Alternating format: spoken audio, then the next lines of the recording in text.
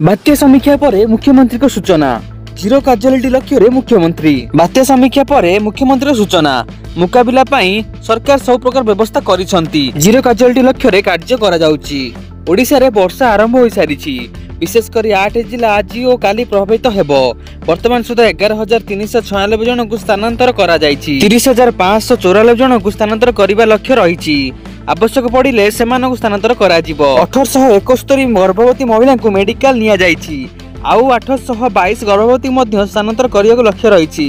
दक्षिण ओडिशा रे जिला पर्यटन स्थल को पालन करा जाइछि। सेहि परि बात्या मंथर प्रभाव रे तत्पर नवरंगपुर जिला प्रशासन सतर्कतामूलक पदक्षेप स्वरूप बात्या समय रे अधिक संवेदनशील थिबा गर्भवती और वृद्धा को सुरक्षित स्थान को स्थानांतर करा जाउछि। प्रशासन अग्राधिकार भित्तिरे जिल्ला रे चिन्हट होइथिबा 303 जन गर्भवती को चिन्हट करी समस्त को सुरक्षित भाव माँ गृह और 138 जन गर्भवती को स्थानीय मेडिकल को स्थानांतर करा जाइछि। सेठारे मध्य 10टी अग्निशम टीम और 1टी ओड्राफ टीम सजाग अछंती।